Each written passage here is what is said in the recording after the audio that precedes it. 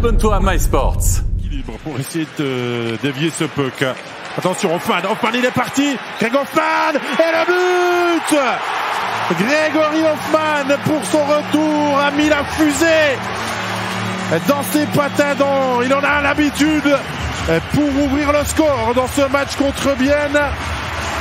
Une erreur de perte de puck à la bleue et derrière ça va très vite.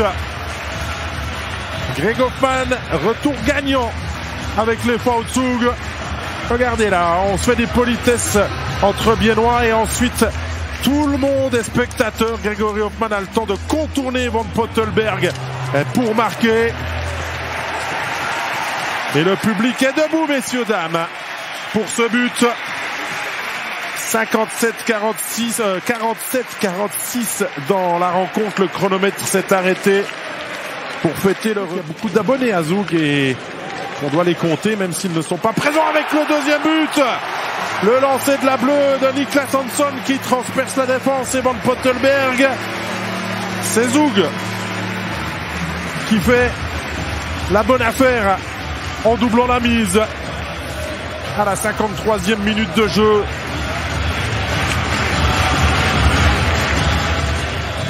Bienne n'arrivait pas à repartir de l'avant, c'est ce que je disais quelques secondes auparavant. Il fallait relancer la machine et Zug là va peut-être les éteindre avec ce but et ce puck sorti de derrière le filet.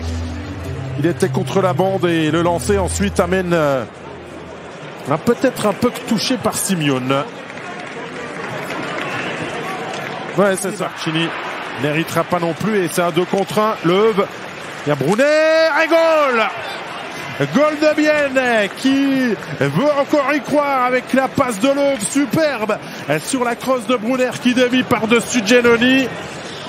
Zug encaisse enfin un but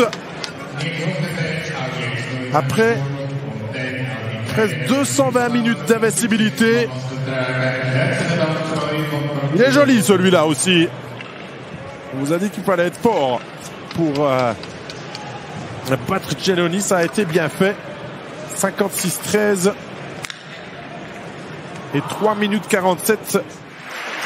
Yakovenko, Rayala s'appuie avec Brunner.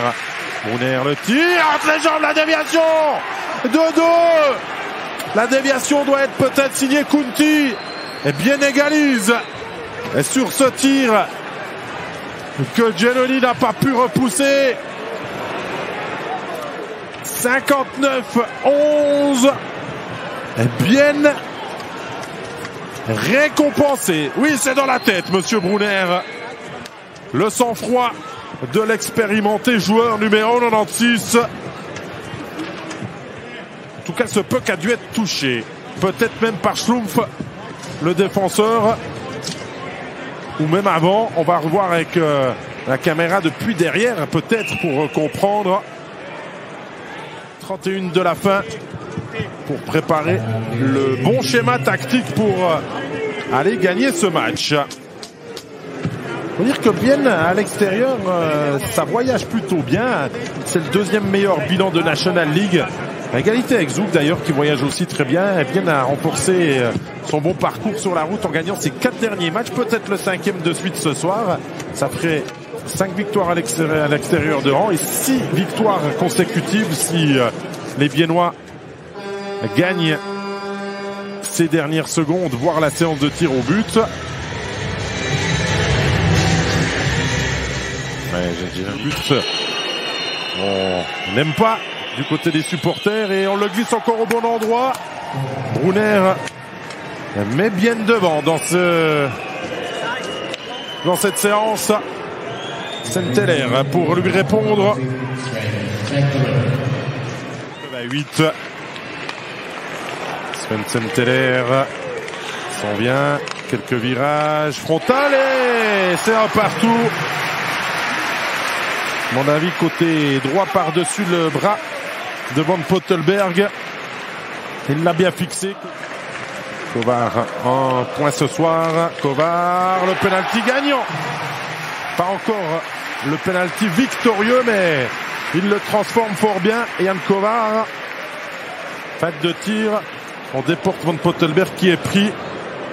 2-1 pour Zug après l'Autrichien licence suisse qui bat Giannoni. Le tir est pris d'un peu plus loin, ça fonctionne aussi. 2-2. Vous sortez devant. Lander avec de la vitesse. Lander entre les jambes. Van Pottenberg son veut. 3-2. Et le cinquième tireur, Künzle, côté biennois, doit marquer. Le perdra un petit peu. Künzle, c'est à côté. Et FV Zug s'impose ce soir dans un match qui est allé jusqu'au bout du suspense. Les Zougois...